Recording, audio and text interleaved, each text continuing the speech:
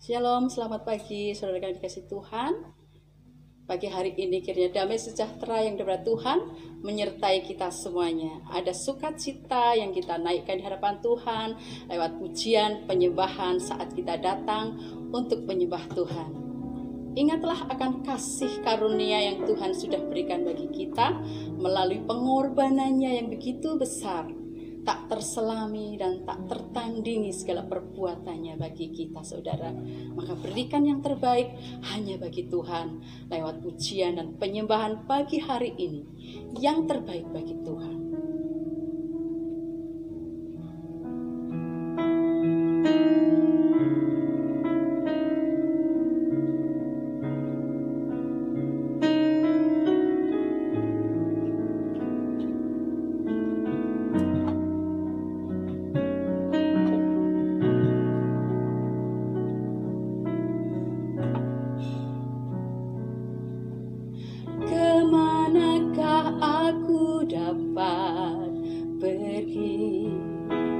Menjauhi rohmu yang suci, kau sahabat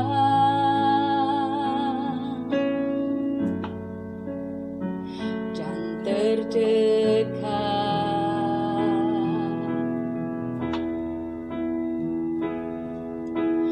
Bahkan seluruh pengabdianku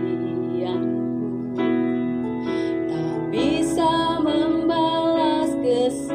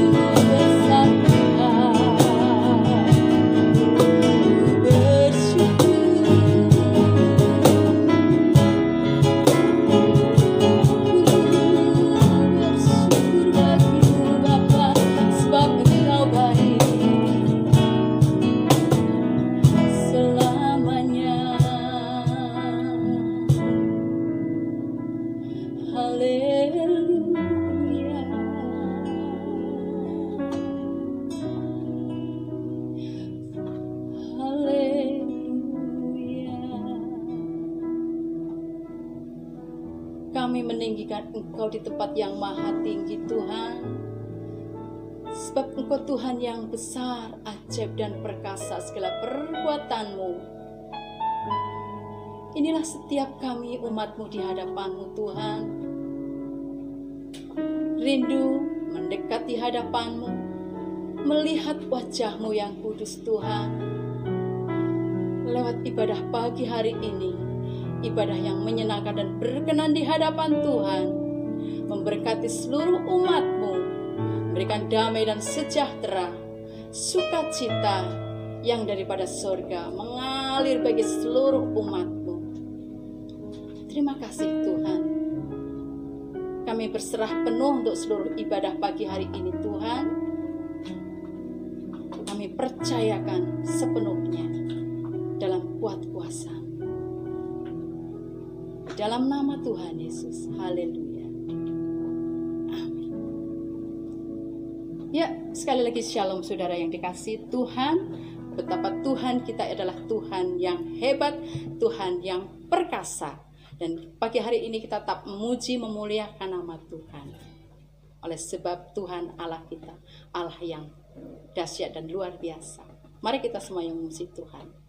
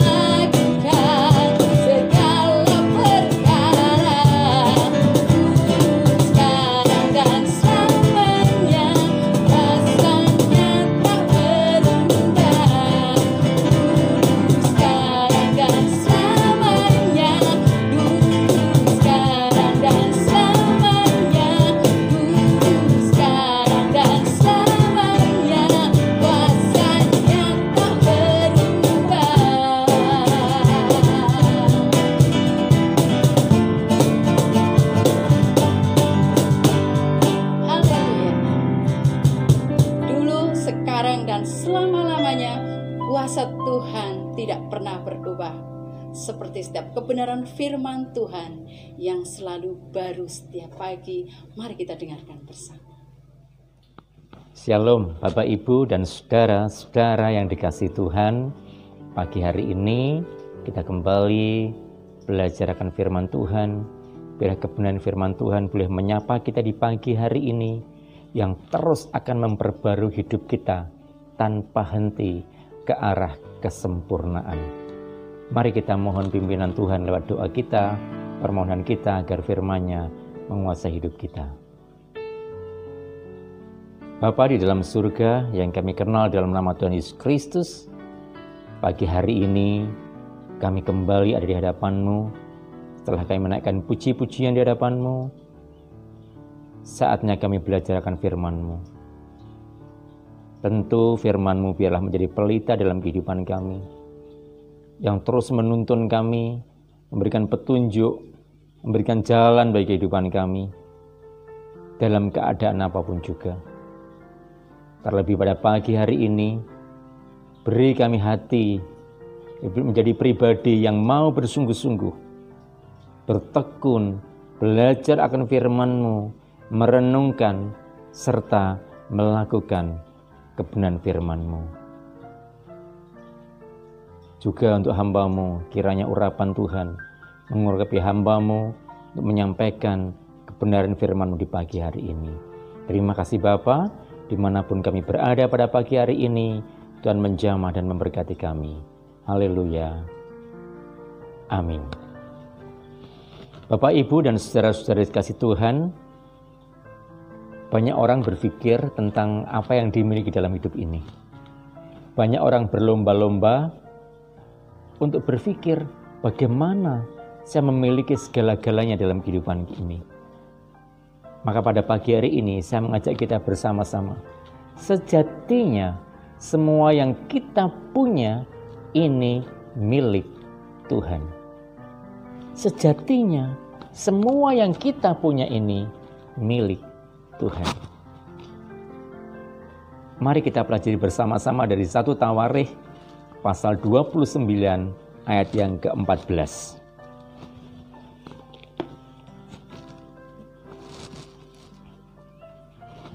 1 Tawarikh 29 ayat yang ke-14. Sebab siapakah aku ini dan siapakah bangsaku, sehingga kami mampu memberikan persembahan sukarela seperti ini? Sebab daripada-Mu segala-galanya, dan dari tangan-Mu sendirilah persembahan yang kami berikan kepadamu. Bapak, Ibu, dan saudara-saudara yang dikasihi Tuhan, bersyukurlah kalau kita masih diberi waktu untuk belajar akan firman Tuhan. Maka jangan sia-siakan waktu yang ada. Ini bagian yang penting dalam kehidupan kita. Manusia bukan hidup hanya oleh roti saja, tetapi oleh setiap firman yang keluar dari mulut Tuhan. Pagi hari ini biarlah kebenaran firman Tuhan ini kita renungkan bersama-sama. Kisah ini di latar belakangi di mana kerinduan Daud untuk membangun rumah ibadah. Tapi Yahweh Elohim Tuhan berkata, bukan engkau yang akan membangun, tetapi anakmu Salomo yang akan membangun bait Allah ini. Ya, Daud memahami, Daud menerimanya. Maka dengan rasa syukur Daud mempersembahkan untuk membangun rumah Tuhan ini. Daud bukan hanya Daud sendiri, tapi Daud menggerakkan semua orang yang ada di sekitarnya, para puak, pemimpin-pemimpin yang ada. Semuanya diajak bersama-sama mempersembahkan dengan sukarela. Maka apa yang baru saja kita baca, dengan jelas dikatakan, mempersembahkan dengan sukarela ini. Bagian yang pertama dari ayat yang ke-14. Ya, sebab dikatakan, siapakah aku ini dan siapakah bangsaku sehingga kami mampu memberikan persembahan sukarela ini. Menjadi menarik bagi kita karena ada kata mempersembahkan persembahan sukarela ini. Sejauh manakah sukarela yang Daud tonjolkan waktu itu? Kalau bukan sesuatu yang luar biasa, tentu bukan itu kalimat Daud. Tapi Daud berkata, siapakah aku ini, siapakah bangsaku sehingga kami mampu mempersembahkan persembahan sukarela ini. Ternyata Bapak Ibu Saudara dalam Tuhan, pada ayat yang keempat dari 1 Tawarikh pasal 29, Daud itu secara pribadi mempersembahkan 3.000 talenta emas Ofir. Mari kita lihat bersama-sama. Ayat yang keempat dari pasal yang ke-29.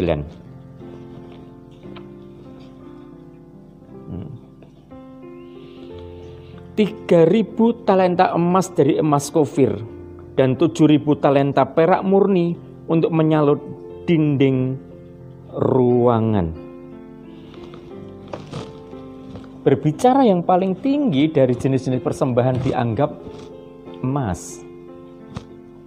Daud mempersembahkan 3.000 talenta emas.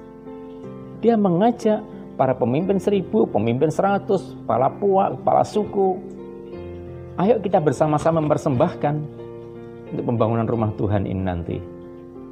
Mereka juga dengan sukarela, dengan tulus hati, dengan sukacita mempersembahkan. Kalau berbicara hanya bagian emas, Daud mempersembahkan 3.000 talenta emas. Tapi yang lainnya semua dikumpulkan 5.000 talenta emas. Maka Daud berkata, siapa kami ini? Siapa bangsa kami ini? Kami dengan sukarela bisa mempersembahkan ini. Jadi jumlahnya 8.000 talenta emas. Dan itu disebutkan emas Ofir. Emas Ofir itu emas yang di masa itu dianggap emas yang kualitasnya terbaik di zamannya.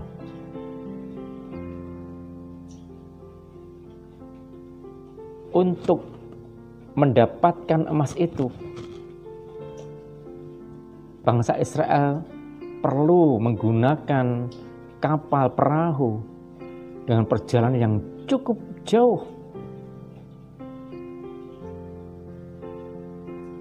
Sering orang bertanya, emas Ofir itu dari mana sebenarnya?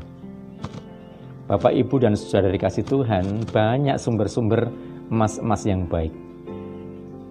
Analisis para arkeolog memperkirakan mungkin di Afrika, ya, mungkin ada di Malaysia, mungkin ada di Filipina, tetapi juga kemungkinan ada di Indonesia. Di Indonesia ada pulau yang disebut dengan Swarna Dwipa. Swarna Dwipa adalah pulau emas. Pulau emas ini dimungkinkan sekali karena dari sejarah memang Swarna Dwipa itu Sumatera itu daerah yang kaya emas. Di Sumatera Barat ada gunung, dulu namanya Gunung Ofir. Tentu ini menjadi sebuah penelitian bahwa emas-emas yang ada dari Sumatera kemungkinan pernah sampai ada di Israel dan menjadi bagian tiang-tiang dibangunnya Bait Allah Salomo. Maka bersyukurlah kita kalau itu memang sebuah kebenaran. Bukti yang lain, persembahan-persembahan di masa Salomo dibawa oleh raja-raja di bawah jajahannya. Mereka mempersembahkan gading, mereka mempersembahkan batu-batu mulia, perak, bahkan ada monyet-monyet yang berciri khas di sana dibawa sebagai persembahan. Dan itu semua, barang-barang itu ada di Sumatera. Mungkin termasuk kayu cendana dan yang lainnya. Oleh karena itu, kalau berbicara emas Ofir, itu emas yang terbaik. Kalau benar itu dari Indonesia, kita bersyukur bahwa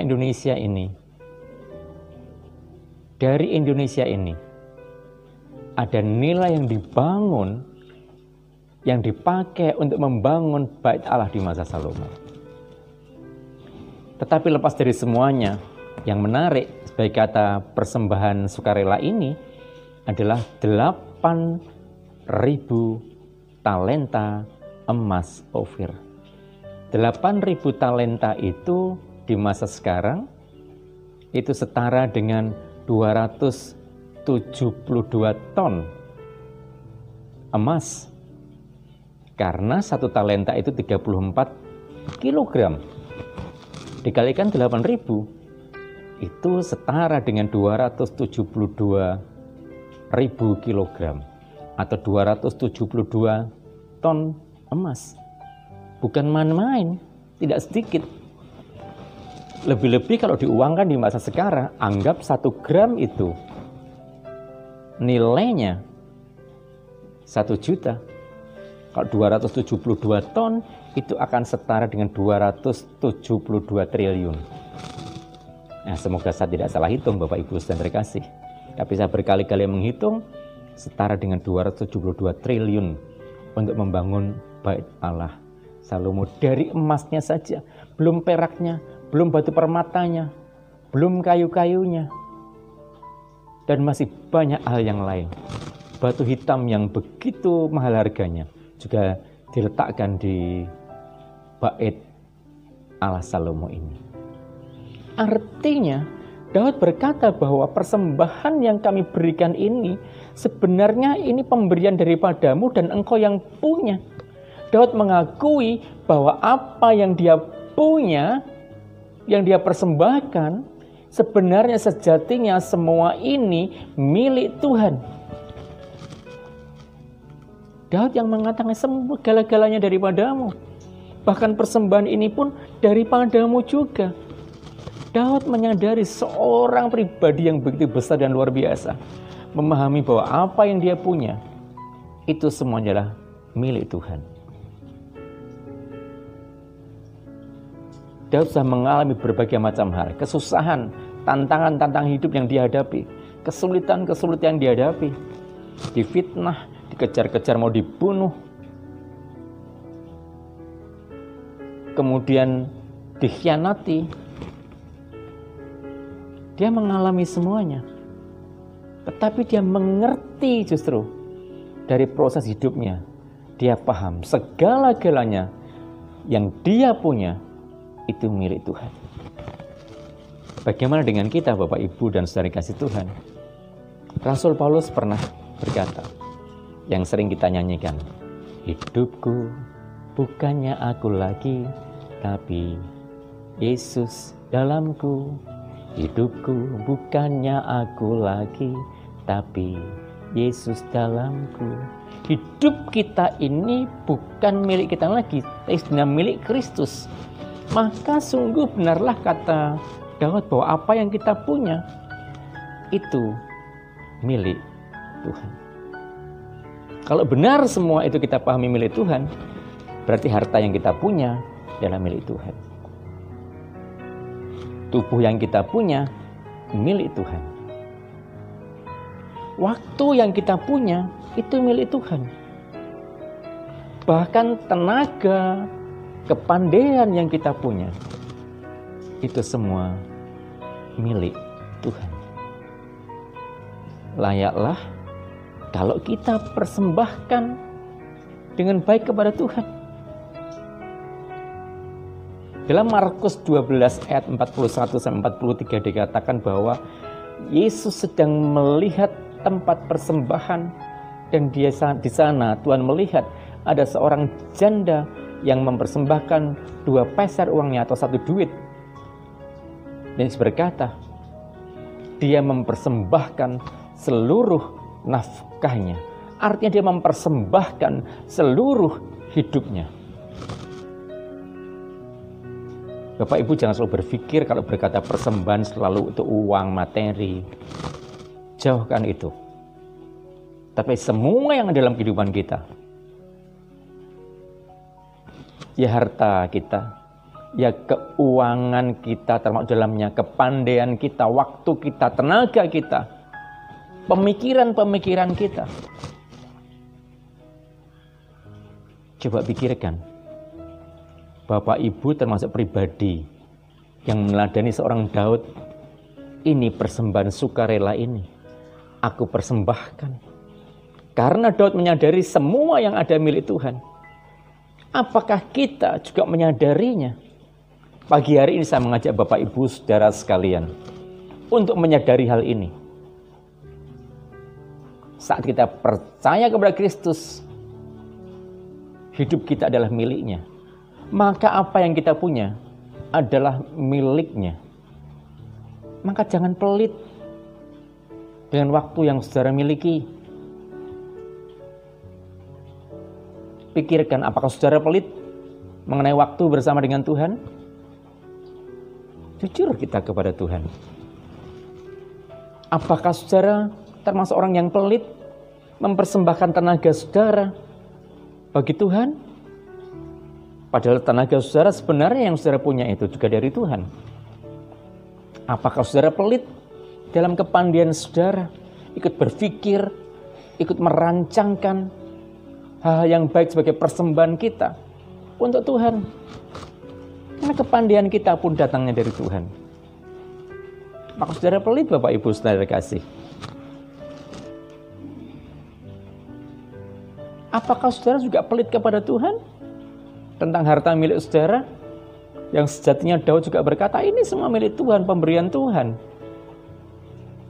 Apa saudara pelit saudara dengan harta saudara? Saudara menyadari semua ini yang kita punya milik Tuhan, kita tidak akan pelit kepada Tuhan. Ada dua hal yang perlu kita pelajari bersama dari renungan di pagi hari ini. Yang pertama, mari kita belajar mempersembahkan apa yang kita punya ini dengan ikhlas, dengan sukarela, dengan tulus hati, dengan sukacita. Daud telah memberikan teladan bagi kita. Orang-orang yang semua yang diajak bagian daripada kerajaan, kepala suku, puak, kepala 100, kepala 1000, kepala 10, semuanya dikatakan memberikan dengan sukarela. Itu yang pertama. Yang kedua, kalau kita pahami bahwa semua itu milik Tuhan, sebenarnya Tuhan tidak pernah meminta lebih dari kita. Tuhan hanya menguji kita, menguji Bapak Ibu saudara. Apakah saudara rela hati bagi Tuhan? Kita lihat ayat ini. Pada 1 Tawarik 29, ayat yang ke-17 demikian. Aku tahu ya Allahku, bahwa Engkau adalah penguji hati dan berkenan kepada keikhlasan. Maka aku pun mempersembahkan semuanya itu dengan sukarela dan tulus ikhlas. Dikatakan, aku tahu ya Allahku bahwa Engkau adalah penguji hati dan berkenan kepada keikhlasan. Maka aku pun mempersembahkan semuanya itu dengan sukarela dan tulus ikhlas. Jadi selain persembahan itu harus tulus ikhlas, dengan sukarela, dengan sukacita. Ketahuilah Bapak Ibu saudara kasih, Tuhan hanya menguji kita dengan apa yang kita punya, dengan apa yang kita miliki. Apakah kita sadar? Apakah Bapak Ibu saudara memahami hal ini? Kalau Bapak Ibu saudara memahami, tentu tidak ada kata pelit dalam kehidupan kita. Dalam hal waktu kita, tenaga kita, kepandaian, kecerdasan kita, bahkan harta kita, tidak ada kata pelit di hadapan Tuhan. Saya berharap Bapak Ibu memahami hal ini. Saya berharap Bapak Ibu mengerti akan hal ini, bahwa sejatinya semua yang kita punya ini milik Tuhan.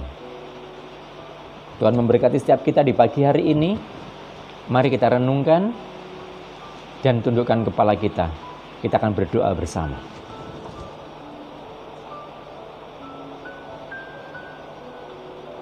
Sungguh hal yang tidak mudah bagi kami untuk memahami hal ini. Kecenderungan bagi kami adalah apa yang kami punya, tentu kami gunakan untuk kepentingan diri kami sendiri. Tanpa memahami sebenarnya apa yang kami punya, apa yang kami dapatkan, segala-galanya itu oleh karena Tuhan. Dan saat kami belajar mempersembahkan, kami tahu itu empunya yang Tuhan, itu kepunyaan Tuhan yang kami persembahkan, yang kami kembalikan. Maka biarlah kami belajar mempersembahkan dengan syukur, dengan tulus hati, dengan ikhlas, dengan sukacita. Dan kami pun tahu sebenarnya Tuhan tidak membutuhkan apa-apa bagi kami. Tuhan tidak membutuhkan apa-apa dari kami. Karena Engkau Tuhan yang sebenarnya menguji hati kami. Apakah kami dengan rela untuk melakukannya. Daud telah memberikan teladan ini. Daud telah memberikan contoh ini dengan baik. Tentu salah satu ujian bagi kami. Kami sering menumpuk doa-doa kami dengan berbagai macam permohonan, dengan berbagai macam keluhan. Tentu ini tidak salah di hadapan-Mu karena kami mengerti Engkau Tuhan tempat kami menaruh segala pengharapan. Tetapi jarang kami berdoa untuk persembahan hidup kami di hadapan-Mu. Tuhan, kami rindu. Kami merelakan waktu kami untuk Engkau. Tuhan, kami rindu merelakan tenaga kami untuk Engkau. Tuhan, kami rindu mempersembahkan kepandaian kami, kemampuan kami bagi Engkau. Tuhan, kami rindu mempersembahkan harta yang kami punya untuk kemuliaan nama-Mu. Terkadang kami pelit atas semuanya ini. Tapi pagi hari ini, Daud memberikan teladan begitu luar biasa. Membuat kami mengerti bahwa sejatinya segala yang kami miliki adalah milik Tuhan, kepunyaan Tuhan. Tidak ragu-ragu bagi kami untuk mempersembahkan semua yang kami miliki dalam hidup ini. Dengan ikhlas hati, karena kami tahu Tuhan sedang menguji setiap kami. Terima kasih pada pagi hari ini. Buat kami memahami kebenaran firman-Mu yang menerangi kehidupan kami, sehingga kami tidak punya beban yang begitu berat dalam hidup ini saat kami memahami akan hal ini. Sehingga kami dengan tulus, rela hati, dengan ikhlas mempersembahkan segala hidup kami di hadapan-Mu. Terpujilah akan Engkau Bapa dalam surga. Dalam nama Tuhan Yesus kami berdoa dan kami mengucap syukur kepada-Mu. Kami menyerahkan diri kami, keluarga kami, hidup kami, pelayanan kami, semuanya dalam tangan-Mu. Mau berdoa untuk pergumulan masing-masing keluarga, di mana di masa-masa ini, di saat pandemi COVID ini, grafik penderita COVID semakin meningkat tinggi. Buat kami berhati-hati, menjaga diri kami dengan baik. Bahkan ya Tuhan, hanya berdoa, kiranya kalau ada mereka yang sakit, Tuhan jamah, Tuhan sembuhkan. Kami hanya menyerah hidup kami dalam tangan-Mu. Kami merindukan perlindungan-Mu. Kalau ada di antara kami yang sedang terkena, Tuhan segera jamah, Tuhan tolong, Tuhan pulihkan, kami percaya kepada-Mu. Terpujilah akan Engkau Bapa di surga, memberkati keluarga kami masing-masing di rumah, dimanapun kami berada. Usaha, pekerjaan, pendidikan, kami serahkan dalam tangan-Mu. Dan kami membawa bangsa Indonesia ini ke dalam tangan-Mu. Engkau yang memimpin negeri kami ini. Lewat para pemimpin, para pemerintahan yang ada, yang sedang bertanggung jawab atas negeri ini, Tuhan berkati mereka semua. Supaya negeri ini semakin diberkati Tuhan dan nama Tuhan dipermuliakan. Terima kasih Bapa, dalam nama Tuhan Yesus Kristus kami berdoa. Amin. Bapak, Ibu, dan saudara-saudara dikasih Tuhan, terimalah berkat dan kasih-Nya.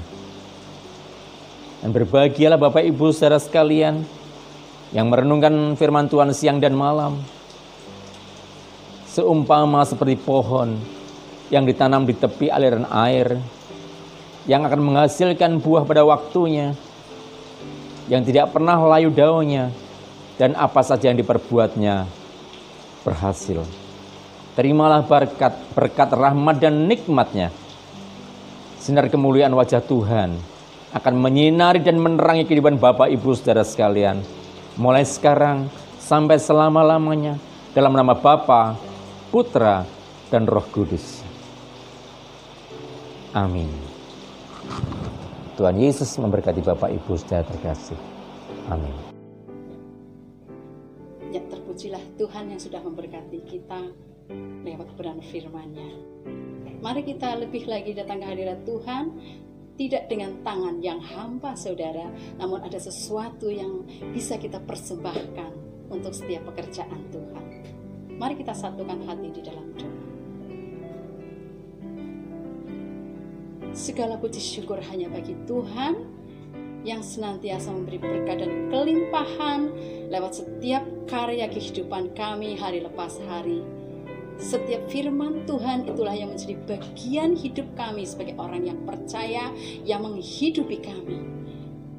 Dan apapun yang kami persembahkan di hadapan-Mu Tuhan, tidak bisa membalas segala kebaikan. Namun inilah rasa syukur kami di hadapan-Mu. Apapun yang kami bisa persembahkan di hadapan-Mu, Tuhan kuduskan, Tuhan sucikan dan berkati, agar menjadi setiap pekerjaan Tuhan semakin bertambah dan bertambah.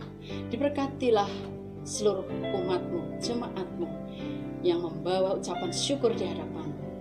Diberkatilah seluruh kehidupannya, rumah tangganya, dan damai sejahtera melingkupi seluruh umat. Di dalam nama Tuhan Yesus, haleluya.